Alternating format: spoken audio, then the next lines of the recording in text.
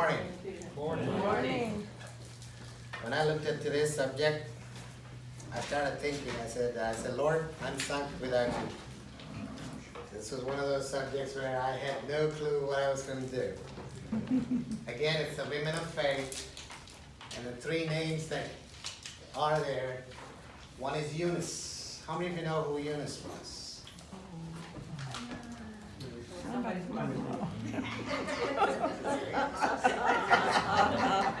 Number two was Lydia. Color of purple. Color of purple. Number three was Priscilla. See, so these names, when I said that, looked at the names, I said, Lord, there's only one scripture each on each of them. What do I do? So I prayed and I wanted the Lord to show me something, and I tell you, I am so excited about this lesson today. Amen. This is an awesome lesson to study. We'll be on Acts 16 to start with, okay? Before I go there, I'm going to ask you a few questions and just think about it for a second. The word ministry, what does that mean to us? Service. Service, okay?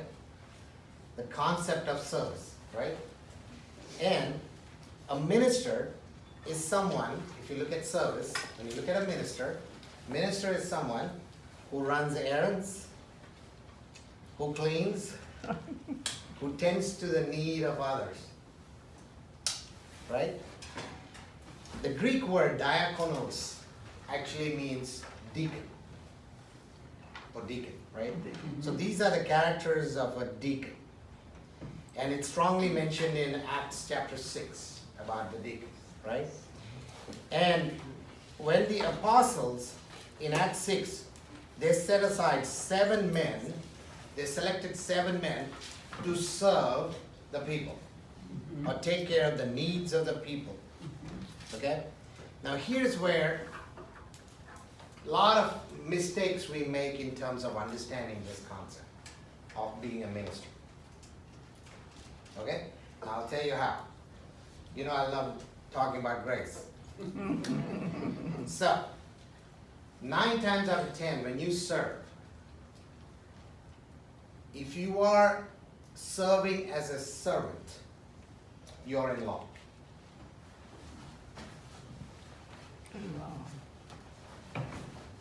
But you're serving as a son, you're in grace. What would be the difference? Very simple. Let's say you go to your dad's house, dad and mom's house, visiting for Thanksgiving.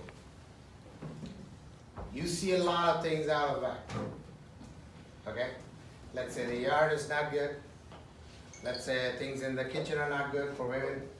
You see that the closets are all messed up. The living room is messed up. How do you react to that? Do you react as a servant or as a son? The reaction as a son would be, you don't talk about it, you just go and fix it. Am I correct? Right. Because it's your dad's house. Am I correct?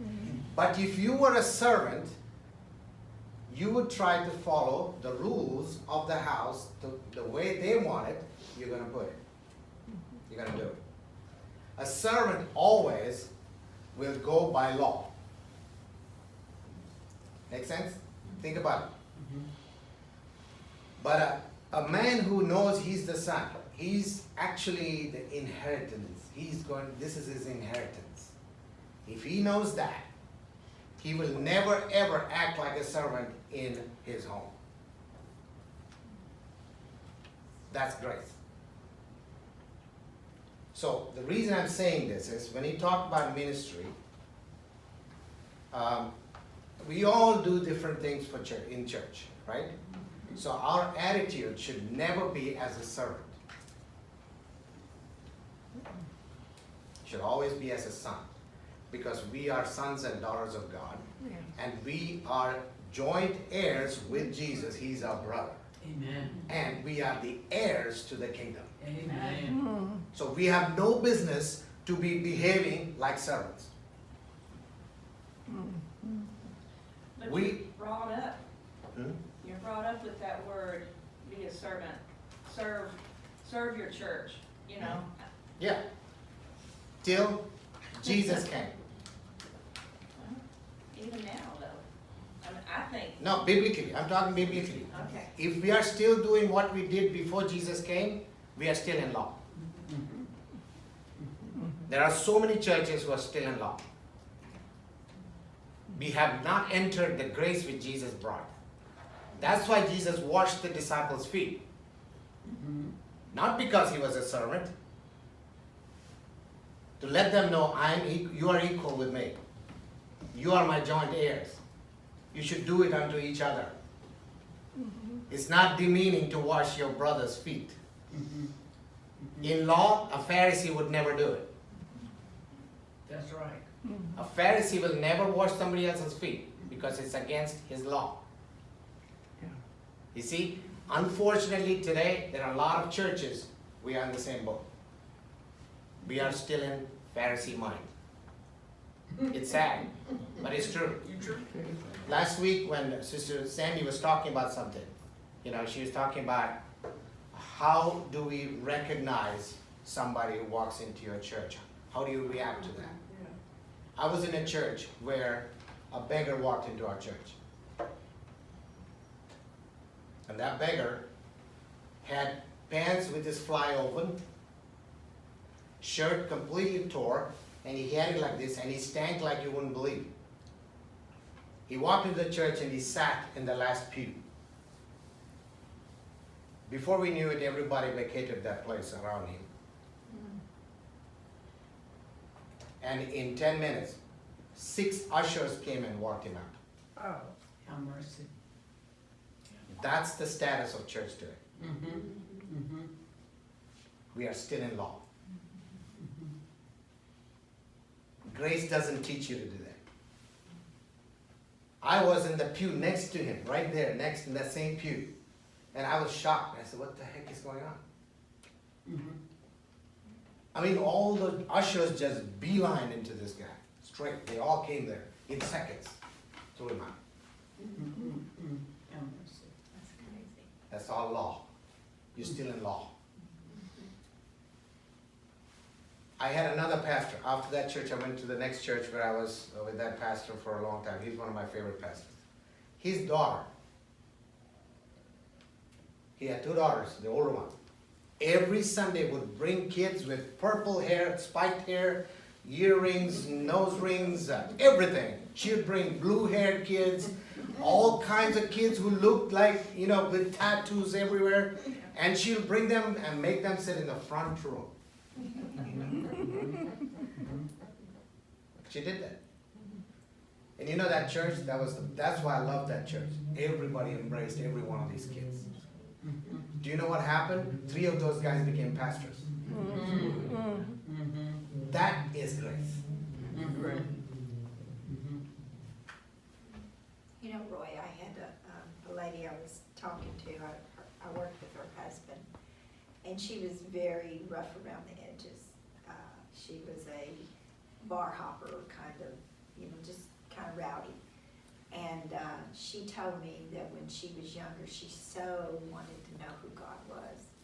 And a little Baptist minister came to her house and invited her to church, and she said, I don't have nice clothes. I only have blue jeans. Is that okay? And he said, well, all the ladies wear dresses. And basically told her if she couldn't put on a nice dress, she couldn't come to his church. And she said she never went back. She never went to church again. See, that's the impression we give somebody out. And that's all in law. That's completely in law. Till Jesus came, that's how it was. Jesus changed that. He brought grace in, and that's when everything should have changed. We should be living in grace, not in law. But Unfortunately, we she was live in. rejected instead of being accepted. Yeah. And it caused her to reject God. Exactly. Not totally God, it caused her to reject church, Yeah. because she felt like I will never fit in with them. Exactly. I will never be good enough for them. Good enough for you. Exactly. That reminds me of a story. And this was a funny story, but it was a very good story. It had a good word. There was a city which had a square like the Times Square, a big circle which about 7, 8 roads came and met. And in the circle, where they have these spiked fencing, around, so with flowers in the middle and stuff like that, there was a beggar who used to stay there. That was his place. He slept under one of those big bushes. That was his spot. And right at that square, there was a giant church. Right there, next to that square. Big church. Had a lot of members. So he used to pray every day. He said, Lord, I want to get to a spot. He used to pray every day. He said, God, I want to get to a spot where I'm worthy of entering this church. He prayed every day. He said, Lord, one day I want to get, you have to bless me in such a way that I can go into this church. He kept praying. One day, the Lord spoke to him and said, good luck with that. I've been trying to go there myself.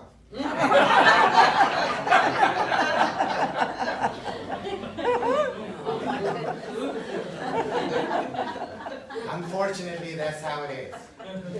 You know, it's sad. So here, talking about ministry. So that's all I'm going to talk about ministry. Now, we're going to start with Acts 16, verse 1 through 5.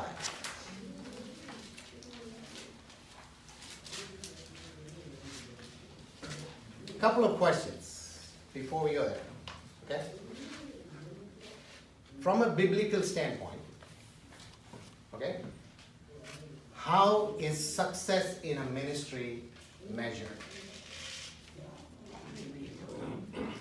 From biblical standpoint, not the worldly standpoint, biblical standpoint, how do you measure a successful ministry? I think how successful their outreaches are and souls that are saved. Okay? Anybody else? People are getting saved. Who can you bring to Christ? Okay. All I right. don't know what that is. Salvation? Question. Okay. How about when God says, well done, good and faithful servant? That's good. That's right there. So I'm going to give you a different perspective. Similar. Everything is based on the same things which you all say. But look at it in a different way. Okay? First of all, bringing souls to the kingdom, is it you who does it or God? God does that.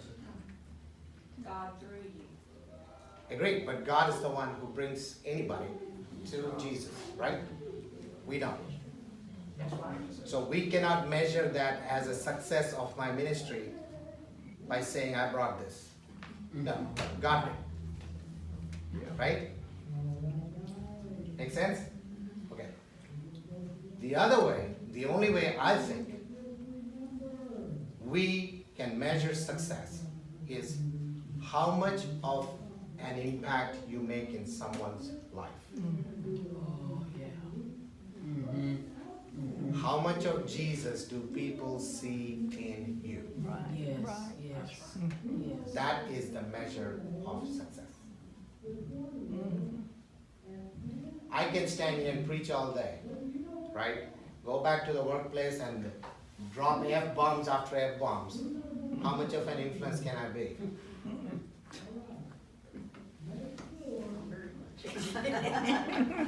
Tell me, it's not going to have any effect at all.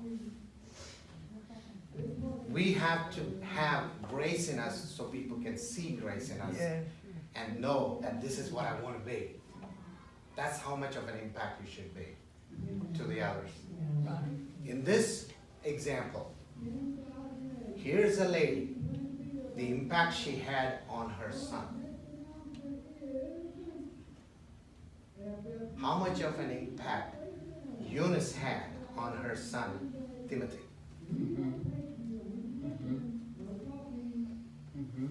Let's read the first verse of 16:1. And then came he to Derbe and Lystra, that's Paul. And behold, a certain disciple was there named Timotheus, the son of a certain woman. This reference would be, you can go to 2 Timothy verse 5, chapter 2, verse 5. Okay, there you know who she is. Here it doesn't mention the name, but his mom's name was Eunice, and his grandma's name was Louis. Okay, so Lois and Eunice imparted so much of God into Timothy that Timothy served God with all his heart. Okay?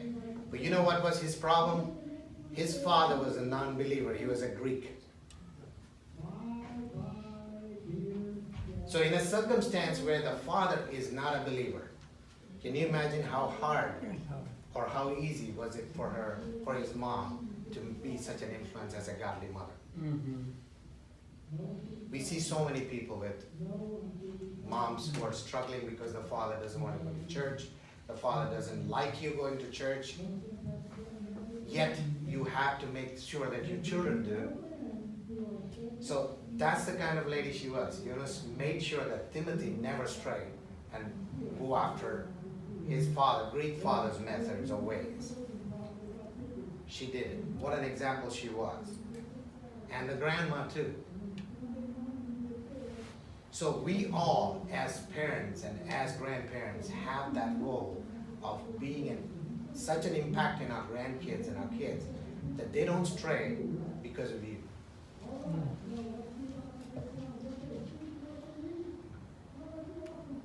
That's when you measure success in ministry.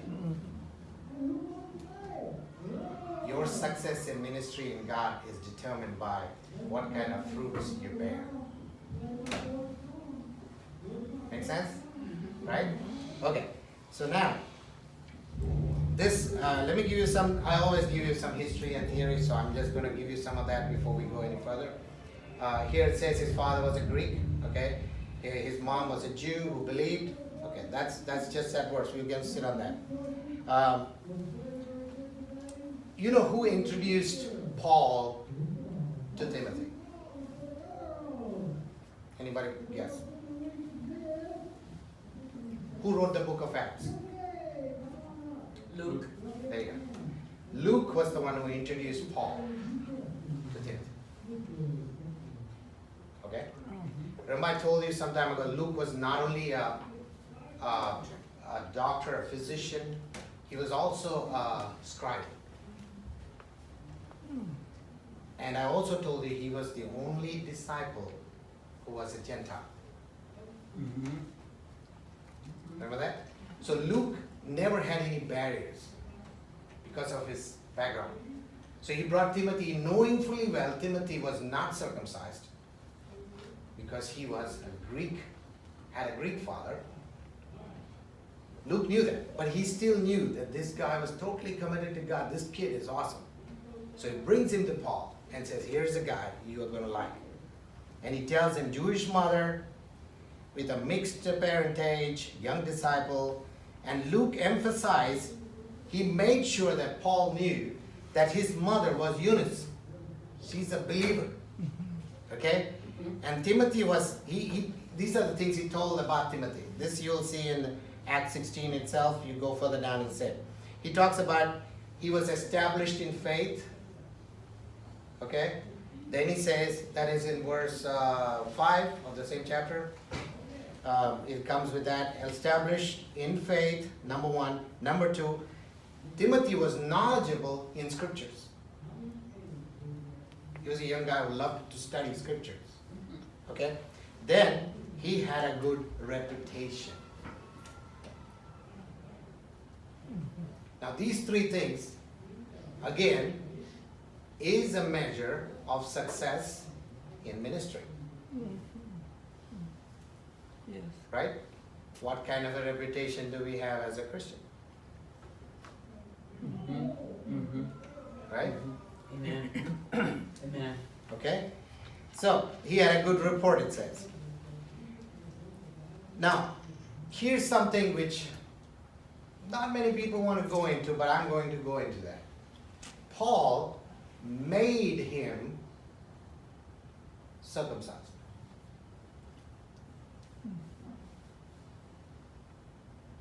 Then again, look at Galatians. You can go there if you want to. Galatians 2, 3 through 5. Where Titus was in the same situation. Paul did not care about him being circumcised. Why was there a disparity about the two? Well, I think he wanted Timothy to comply with all the Jewish laws back then, so that's why he had it circumcised. Why not Titus? I give you the reasons. When you're dealing, you're right. What you said is correct about Timothy. He was dealing with the Jews. where he was. Right? The Jews would not accept anyone who's not circumcised. Mm-hmm. Why? Because that was the law. They abided by law. Titus' case, he was in a place which was people who worshiped pagan religion. They were in, all of them didn't know anything about the Jewish laws or anything. So Paul didn't care. Because you know, Paul was the father of grace. For him, circumcision was not important. But here, he always made sure that he will reach the Jews with something or the other. That was his only focus. So he said, okay, you want him to be circumcised? Go for it. If that's going to change it. Doesn't have any effect. You know? So many a times, and I want to say this to you because I remember there was a time when I was in a church where they wanted to reach Hindus. How do you preach the gospel? They won't receive the gospel. You cannot go and start talking about Jesus. It won't work. So our pastor came up with an idea, came up with a plan. I used to sing professionally before I was a Christian. I used to sing Indian classical and Bollywood music. I used to sing all those songs, film music and stuff like that. So he came up with a plan. He said, in the church, I want you to sing those songs for these guys. You know how many people got upset when he said that? Everybody. Yeah. He said, Roy, do you have a problem with that? I said, no, I don't. So I sat and sang some of the famous songs. Guess what? Nobody left. And right after I finished all those songs, the pastor came and preached the gospel. You had to get on their level. So that's what Paul did here. He complied with the law to reach the Jews. Hey, bro, that's sort of like what Sandra was saying with the young lady that would, didn't feel comfortable in the church because she didn't have a dress. But if you gave her the dress, it didn't save her, but at least it got her in the house. Exactly. That's sort of what the circle. Exactly. That's the point. So many a times we have to make an adjustment to reach. So you know that saying, when in Rome, do as the Romans do? Kind of. But that should not let you slip away from God. That's right. You know. And that does not also allow you to, okay, I'm going to drink a drink so that I can team up with these guys. No. No. I can smoke a joint so that I can team up with these fellows and preach the gospel. No. Yeah. There are certain things you have to be careful where you bend. You know? Amen. Okay, anyway, that's all I'm going to say about that. So here are three women I'm going to talk about one by one. Eunice, I did introduce a little bit about her and about her ministry. And then I told you about this circumcision of Timothy as well as Titus. Okay. Timothy, from that point, always accompanied Paul to every place he went to preach. He was on his right side, always. Okay? This was necessary for Timothy to get into grace. He knew scriptures, he was in law. And I'll tell you what, okay? So according to 16, the same chapter, Paul's journey actually was to serve and to inform the Gentile churches, which was established by the church council. So at that time, all the churches established there were established by the church council of that time, okay? So they were all going by law, by the laws. Paul was the only one who had the revelation of grace. He was the only guy. So, but he had to be careful how he dealt with that. So he was very, very shrewd. He was very sharp. And by the way, do you know the background of Paul? Paul was one of the smartest guys of his time when he was Saul. Yes. He was a genius. Yes. And he studied under Gamaliel, the authority in law. So Paul was a genius as far as law was concerned. But he completely flipped to grace when he had the encounter with Jesus. So he could not, you couldn't fool him as far as law goes. No. And he knew everything about grace. Okay?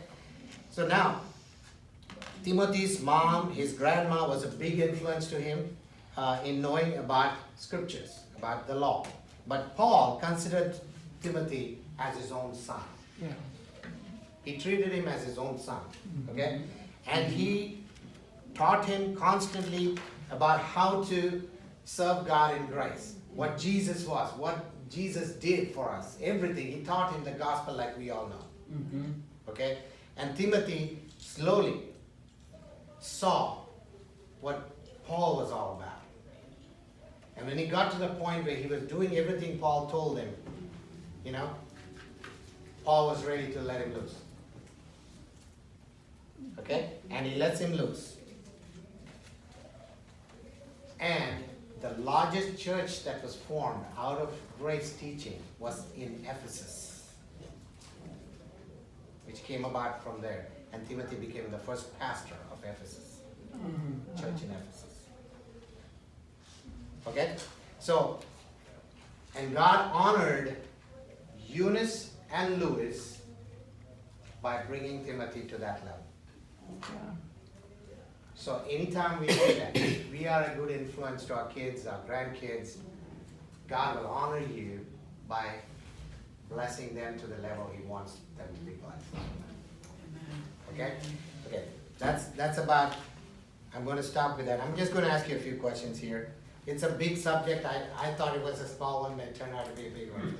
So here is about one of the themes that I can take out of Timothy is this. Are we all prepared to teach children the ways of the Lord? Grandchildren. And help them establish boundaries which will keep them focused on the ways of the Lord. Okay? And help them prepare to confront and reject ungodly influences. You know? Young Christians you influence would make such a difference in the whole world. They will have the impact which you'll never even imagine. You know? So that's the theme out of this. Second one, Lydia. Verse 10 through 14. Paul gets a call to minister in Macedonia. Okay? And Paul and his missionary team of that time, which was, you know, Silas, Barnabas, Timothy, his team, he left immediately for that region, an area of northern Greece today. Northern part of Greece today, Macedonia. Okay? So, they were going to a city called Philippi. You remember Paul's letter to the Philippians? Okay, Philippi. The northern eastern part of Macedonia. And he stayed there for many days. It was an established Roman colony. Romans colony. Okay? And they did not have a synagogue. There was no synagogue there. So Paul and his companions traveled to the river outside the city to pray. Like it's almost like going to the Riverside Park. He went out of town to go and pray. Because there was no synagogue, it was a Roman established town, and it was not really a God-fearing place. So he went with people to pray on the riverside. That's where he ran into a group of women. Okay? And they were praying to God. So he decided to share the word about Jesus to them. And they listened to him, everything what he said about Jesus of Nazareth. And Lydia, she was of that group, a very rich woman, very wealthy. She sold purple cloth at that time, which was used only by noblemen and the rich. That's what she sold. So you know she was making money. But suddenly the Lord touched her. and her heart opened up. She started investing all her money for God. Change of heart. Okay? And she, in response to Paul's message, started supporting the ministry of Paul.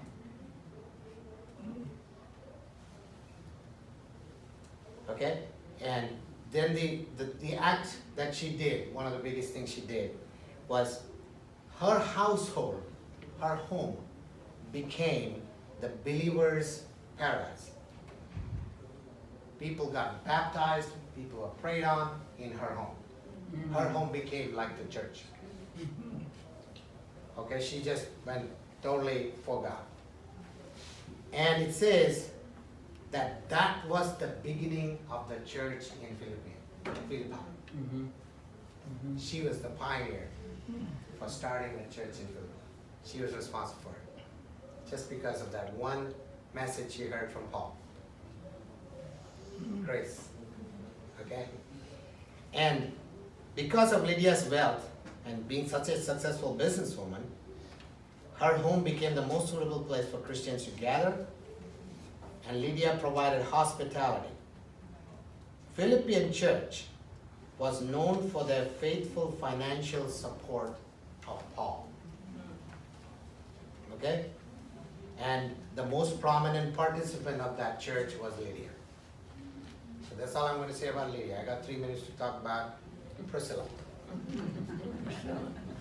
Okay, what is it about Christian hospitality that is so important? Christian hospitality versus world's hospitality. What's the difference? There, I'm going to give you 4 points. Okay?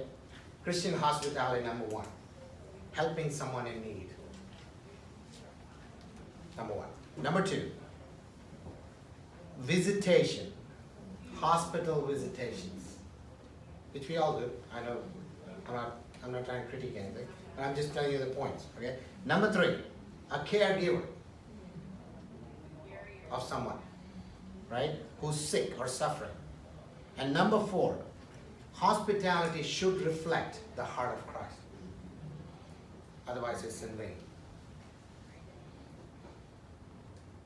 When we are hospitable, do we reflect Christ? I've met so many people in church, and I hate to say this. They'll do something, but they keep tabs on it.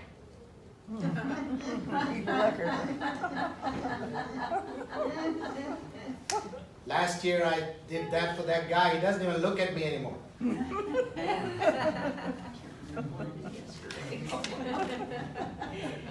Think about it, right? So that's not how hospitality works. Okay? Okay, here's a little bit about Priscilla. 2 minutes. Okay, cool. My watch says 10.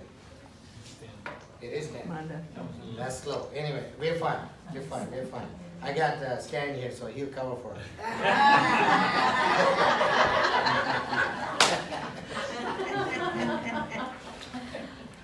One little thing about Priscilla.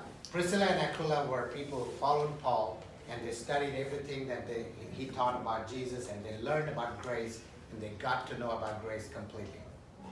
So they ran into this guy who was called Apollos. Apollos knew the scriptures in and out. He knew everything. He knew about the law, like he was a guru of the law. But he only knew John's method of salvation, which is repent and be baptized. That's all he knew. And he did that. So suddenly these people now are in total grace. They see this guy doing this. They said, take him to the side, and they told him about Jesus and what grace was all about. Okay, that's what Priscilla did. She was so bold, she went to this guy. This guy's a big authority. You go to someone like that and you try to say, you're not doing right, I'll tell you how to do it. Try that, see what happens. Unless the Holy Spirit guides you, do not try that. Okay, we make that mistake all the time. There are people who are always going to pastors or going to leaders and say, you know, Pastor, I was praying today and the Lord spoke to me that what you did yesterday is wrong.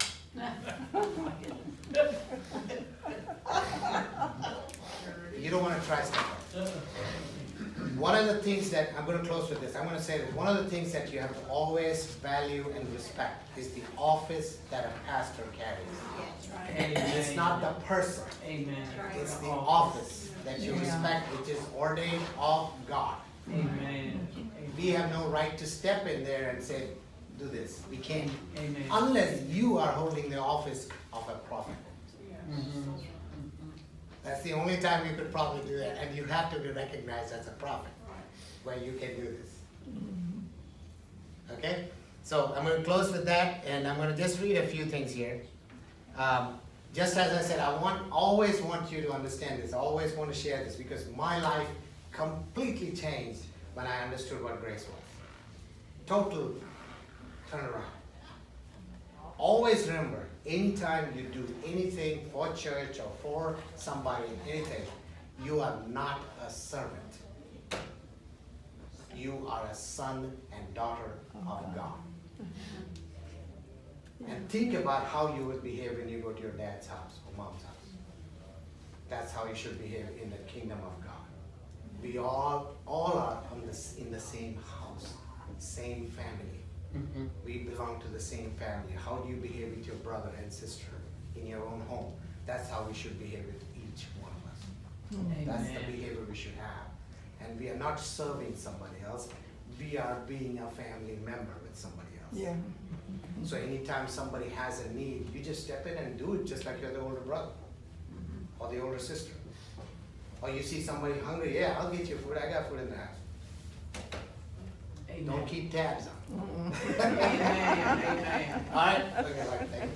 Father, we just thank you for where you were today. Father God, we thank you for the sunshine that we're having.